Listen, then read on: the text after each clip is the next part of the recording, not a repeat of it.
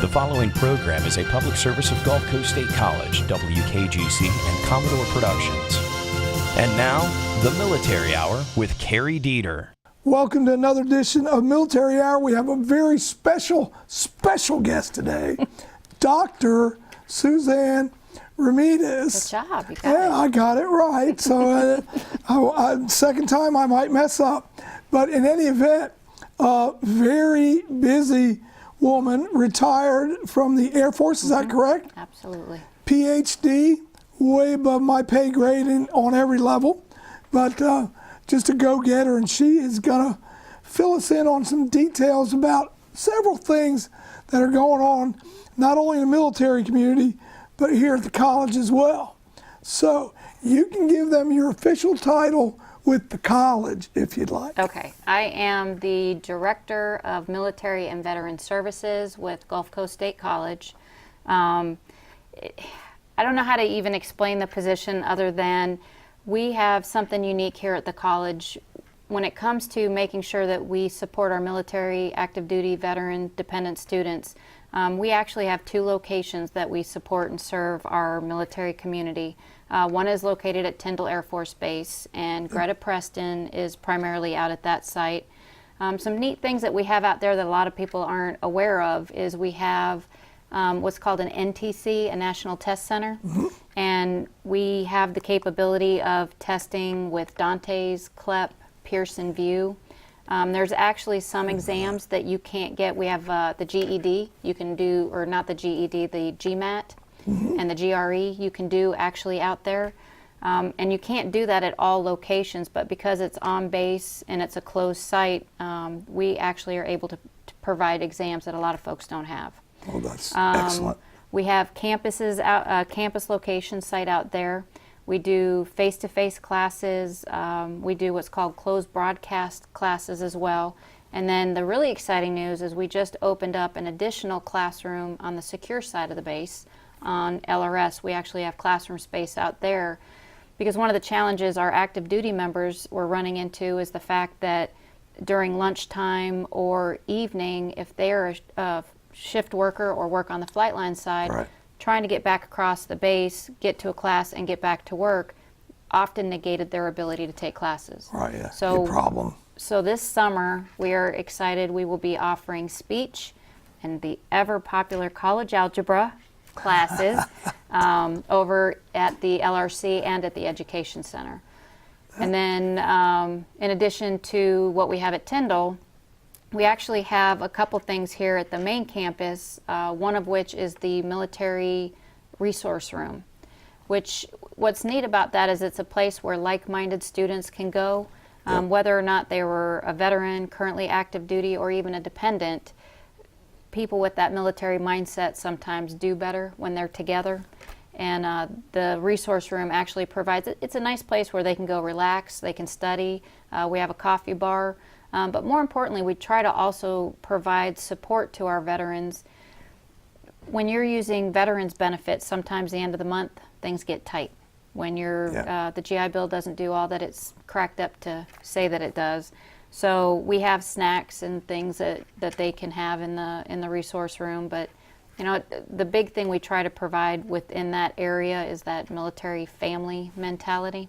Yeah. But then we predominantly handle most of the GI Bill beneficiaries, whichever version they're using, and we can help anything from scheduling classes, going over their program of study.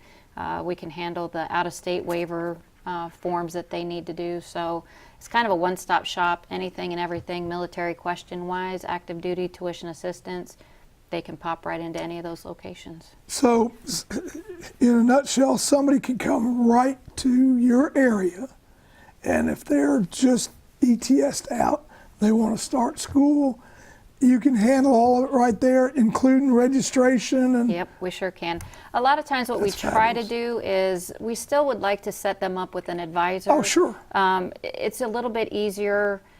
There's too many programs for us to be the experts in all things. Roger that. General questions, general knowledge, we got that down. But the important thing is if they're using a GI benefit, a GI Bill benefit, one of the shortfalls that they can potentially run into is if they don't meet all the requirements.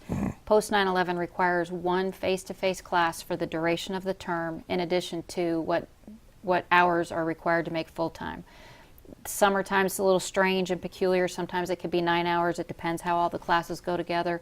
So that's really what we're doing, is double checking and making sure that they fill all the blocks that the VA wants them to do. Yeah, and then they won't fall through the crack. Exactly. Won't be any disruptions. Yeah, because I get it. when that paycheck's short, we're the first ones that they're going to come fussing at. Kind of like getting an LES in the military that has zeros, and you're like, Yeah. what? We try not to let that happen. Yeah, that's not a good thing at all. Yeah. So, well, I just think that's fabulous. And the other thing to me that's really fabulous is how military-friendly Gulf Coast State College is. And it really is. You know, when I started this job, I've been here with the college about 2 years now, and I've worked at different schools. I worked for Central Texas College before here. And working in this capacity, I wasn't sure what to expect. And I know a lot of institutions say military friendly, almost, I don't want to say as a buzz phrase, but honestly quite as a buzz phrase. And I think it's not that they don't mean to be, they don't really understand what that truly means. Yeah. If I give you a lot of class offerings and I can bring a whole lot of credit in, that must mean that we're military friendly. The state of Florida makes that very challenging for many of our active duty military students. And so I'm still learning a lot of the nuances within the state of Florida and what can transfer, what can't, and it's a bear to understand. But the thing I think is neat about Gulf Coast, faculty are on board. They know that many of our students have unique challenges, especially those who have just recently gotten out. Some of the challenges that they face trying to reacclimate. The spouses, the family, the kids that have bounced from base to base to base and having to adjust and coming to a college that they may not have know anybody. You know, they didn't graduate high school here. Right. Now they're coming into this community. So it's all of those different types of things that we work really hard and hand in hand with all the faculty, all the staff on campus. And I think that in itself has created a truly military-friendly atmosphere in that we are a military family. If a student runs into a certain situation where, you know, I'll give you an example. If somebody's deployed and they come back, and I hate using PTSD, but it's just going to be one of those things. We have students that have it. Sure. And some of them have unique things that today they could be in the classroom and they're going to be fine. Tomorrow they may not be. It may be too quiet. It may be too noisy. It may just generally be a rough day. And those are things that a lot of times they don't want to step out of the norm because they really just want to be a normal student in college. But our faculty, if that student is comfortable sharing, that faculty member knows and better understands some of those challenges. And many of them will work in different ways to help that student succeed and overcome some of the barriers that other students may not actually experience. Right, and that's the same kind of thing you get military people in general, you know, because I can look at you and you can look at me, and if you ask me, hey, how you doing? And I go, yeah, okay, or yeah, okay, you can pick up on what's really going on. And then with that military connection, you go, okay, you know, spill it out. Let's talk. And there's a lot that that doesn't have to be said. You don't have to explain all, you know, little bits and pieces to make it all make sense. Yeah. And the faculty, by and large, really want to understand, and not that we're, you know, taking shortcuts in any capacity, but honestly, it's one of the things that I think is important is knowing each student as an individual. And I think that's really what we try to do here is you're not a number, you're a person. And you know, we all approach things in different ways. I might not be the greatest person. For whatever reason, we might not get along now, you know. Yeah. But there's enough of us there that we have the ability to provide you with somebody that you can talk to, somebody that you trust, and that's important. We want them to know they're safe and they can trust us, and we have their best interest at heart. Yep, and that is the key right there. Just couldn't say it any better if I had wanted to. But then again, you're a PhD. Well. I'm just a poor dumb city kid, but It's funny. I am very proud to say I am a product of tuition assistance. When I joined the military, me too. I didn't think I was smart enough to go to school. Who knew I'd one day get a PhD? But I went and completed all of my education throughout the military, started the PhD right before I retired, all because I taught in the military and I loved it, and I thought that's what I would be doing. I still teach on the side, but I thought that's what I was going to do, is be a full-time faculty. Yeah. And the job that I'm sitting in, I could not ever have asked for a better job, because when you talk about veterans helping veterans and reaching out and doing the things to help one another, what better place to be than the job I'm sitting in right now. And that's the whole key, vets helping vets. Absolutely. Now, I know this, that your husband is commander of one of the local American Legion posts here, which there are several. And we all support one another, whether it's the Legion, VFW, AMVETS, whatever the organization is. We do that. And I encourage young people, go and join one of them. Absolutely. And if you don't like that one, go check them all out. Well, and see where that's the you neat might thing. fit. I never get realized along. how much support the American Legion provided until we became Tremendous. a member of it. Yep. And interesting enough, one of the things I wanted to talk about today happened because of that. When we moved back to this area about 3 years ago, he rolled into Post 375, and we've never been very involved in anything. I like that post too. And he came home and said, I'm the assistant director of the writers. And I was like, what? That's how this all started. But over time, we became, embraced by the Post and became very involved with the Post and with all the posts in the area. But that next year, when I started here at the college, one of the things I realized is I wanted a way to better connect the military students with some of those support services. So Yep. I actually became a service officer at the Post initially. Good for you. And still thankfully am. But again, beginning to merge some of those things and learning about some of the shortfalls and challenges that our veterans have. And Dave Jansen, he Yep. actually works up here on main campus, retired Navy.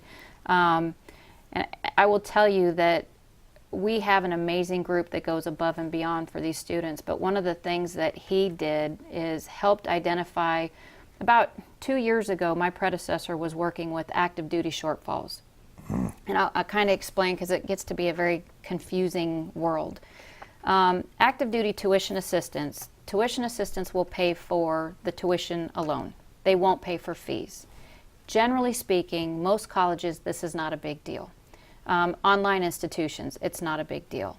But in the state of Florida and 4 other states within the U.S., by law, they separate out the true cost of tuition and fees if it goes to running and keeping the lights on, things of that nature. Most institutions combine that as part of the total true cost of tuition. Right. We separate it out.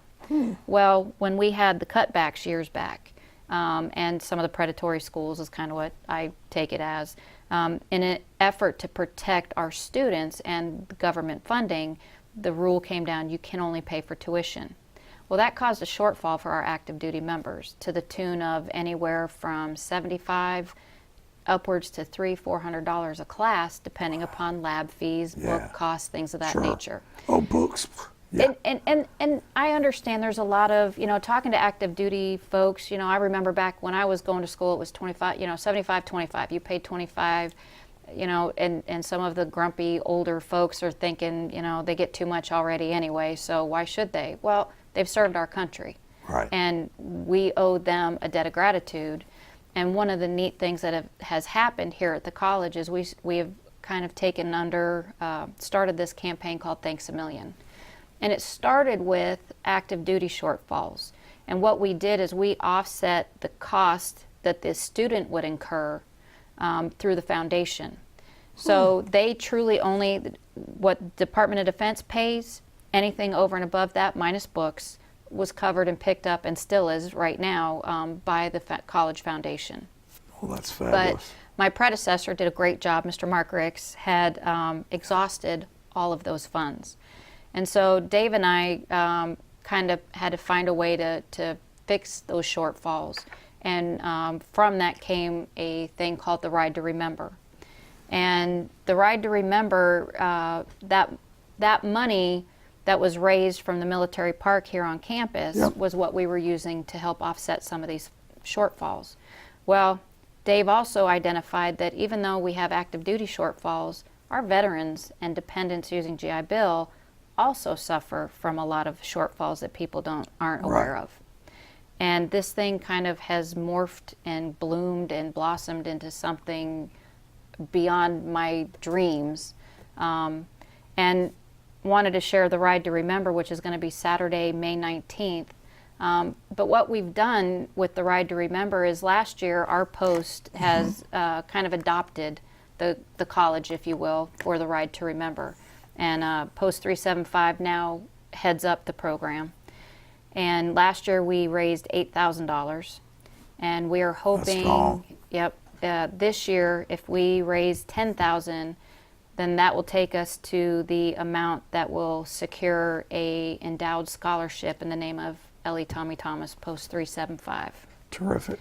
Which actually is really, really cool because the person who has been helping us with our financial shortfall ironically happened to be Mr. Bill Kramer, whose father-in-law is our post namesake. I didn't know that. God works in mysterious ways. Absolutely, I didn't know that. Yep. Well, I want to thank you up front for what you're doing and 375 is doing. And again, we all frequent all of them, and most of us are members of every one of them anyway. And so we're always ready to make a donation. So I donated last year. I'll donate this year too. Outstanding. Absolutely. Now, here's something some people know, but a lot of people don't. We've mentioned Ride to Remember. We've mentioned that a lot of people in the area ride. And a lot of veterans ride, male and female. I know you ride your own motorcycle when you can. So, yes, I do. Yeah, and my wife rides her own as well. So nothing wrong with the ladies riding. There's lots of Go lady get you riders. on, come on out, join us, enjoy it, learn it, if you don't already know it. But my wife started when she was like a little kid in a dirt bike, so. Oh, see, and I did not. I was actually too afraid to ride on the back of my husband's bike, and so he took me to a motorcycle safety familiarization course and happened to buy me the very same bike I was training on and created the monster that now likes to ride. Well, Dr. Remedies, I think it sounds like you wanted to be in control. That's what it sounds like to me. Afraid to ride on your husband's bike. I want my own. Good deal. But run down the list of what's happening on 19 May for this Ride to Remember, because this is more than worthwhile, and the goal is at least 10 G's, right? Our ultimate goal is to raise $10,000, but one of the neat things I want to kind of point out with this ride, and I'll give you the details on it, we have a military memorial park here at the campus. Right. We also have a veteran memorial park at Pier Park that a lot of people are not even aware is out there. So what we're doing this year is we actually are going to be doing a wreath-laying ceremony at our memorial park starting at 10 o'clock here at the college. 10 here at the college. Registration is at 9. The ceremony will kick off at 10, and then kickstands up at 10:30. We're going to ride to some local places. And then what's going to happen is we will meet at Pier Park at 2 p.m. Hopefully the Panama City Beach Mayor will be there as well. And we will be doing a wreath-laying ceremony as part of our ride at the park, at Pier Park Veterans Memorial Park. Yeah. And then the ride will conclude at Post 375. Free pig roast and all kinds of baskets and all kinds of drawings and raffles and good things to be had, all in an effort to solidify this $10,000 that we're trying to raise. Well, I was already all in when it started right here, but when I just heard pig roast. Pig roast, yeah. We had a generous donor is donated the pig. We'll be cooking the pig, and we will have a band and Good deal. all kinds of good, exciting I think I things saw to happen. Bone Daddy's going to be out there. Bone Daddy is the band of choice for the Ride to Remember. Oh, good. 19 May. 19 May. Make it a point to be there. And here's an important thing. For those who do not ride motorcycles, they can still come out. They can follow along. It's such a neat thing to follow behind the bikes and go to the different stops. A lot of, togetherness and fun. Hopefully it'll be a beautiful day, but we're going to ride rain or shine and do the wreath laying and pay some respect to the 2 memorials that we have here in Bay County and conclude with a big festivities at our post. If you'll push that closer to my little short T-Rex arms, maybe we can get a shot of this, the flyer, but I will make you a promise when we're finished. I'll make a copy of this and I'll get it up on the internet right away. Outstanding. Immediately. It'll go up on Military Hour and then I'll push it out to the rest of the community. Fantastic. So, it's a good thing we have an editor, right? Yeah. We done? Anyway. All right, Dr. Remedies, what else do you have Oh my goodness. to tell us? How much more we want to talk about? Has it only been 5 minutes? No, Good. no. We're about 23 in, so I don't know, Carrie. What else do we need to talk about? we got an upcoming event. Oh, don't you? I know what else we can talk about. All right. Let's do it. So we have some other really exciting news here on campus. As you recall, you guys gave up You just jogged my memory. You gave up the old radio station Yeah. to move up here in the wonderful ATC building. In the Tower of Power. And the Tower of Power has then given military veterans the building, which is being renovated into what is called a military outreach center. How cool is that? We are about to do a groundbreaking ceremony, hopefully on the 17th of May over there. And the drawings, which were actually the blueprints for the renovation, was donated by DAG, which was huge. Yeah. And we just got to see the renderings yesterday. The building is going to be amazing. Everything is going to be centrally located. All of our officers are there. What's really nice is right now we're located in Student Union East, which is where our resource room is. But by moving it over to the radio station, we're going to be a little more centrally located to everyone. A lot of our students that attend here at the classes here at the ATC, it's a long jaunt to get over to Student Union East, so a lot of them won't come over. Hopefully being in the back door will be not too bad, but we will have hopefully office space for different veterans organizations to come in to provide counseling or assistance with our vets. We will have a big area like they have right now, a big common area with a little kitchenette. But what's nice is we'll actually have a special quiet area. Some students need that background noise. They want to be in the noisy area. Others need that quiet, secluded area. So we'll have a quiet area with computers. We'll have an open area. We'll have a conference room. We've got a whole lot more office space, a whole lot more territory that we get to take up, but one consolidated building that will be easy to see, easily identified here on campus next to the gym. And we are really excited and really ready to go now. But how great is that though that the college says, you know what? We've got that radio building. We love taking care of our vets. How about we donate that to them? Dr. Holnack has been beyond amazing. He's truly marvelous. believes in supporting the veterans. Absolutely. And the visions he has and the things that he can see that we had not even considered possible. And actually, it's funny, a year ago, the last Ride to Remember, he announced that he was looking into renovating a building for us as a military outreach. And a year later, here we are with the blueprints and about to break ground and get started on. Well, all the cliches. It only takes a spark to start a flame and an idea to come to fruition. And we have an amazing college that is truly dedicated, not just to military veteran students, to all students. Yeah. And it's definitely a neat place to come to school, a great family to become a part of. And it's a jewel of not only Bay County, but of Panama City Beach and Panama City. And I mean, it's just a great institution. Absolutely. It really, really is. Absolutely. From faculty to staff to facilities. I will never forget, Dr. Holnack took, the new commanders had come on campus one day. Right. And we took a tour, and I got to ride along. I'm telling you, I didn't even realize all of the things. If anyone ever wants to just come take a tour, you would be amazed at what is offered in this school. From 3D printing to the UVS program to culinary. Yep. And all their wonderful food. Nursing. Nursing. I That's mean, there's near and something dear to for my heart, yeah. everyone. And the dental program. I mean, yeah, there's something for everybody here. There really is. Well, I'll tell you what, we've got to do this again. Oh, I'm not supposed to bang on a table, but yeah, I get excited. Yeah, I get excited. But anyway, seriously, we need to do this again. And I'm looking forward to seeing you. And you always have an open door up here, not just because you work at the college, but because you love what you do. You're a vet and you love vets. Vets helping vets. Very, very blessed for this job. Thanks again. Thanks very much. Absolutely.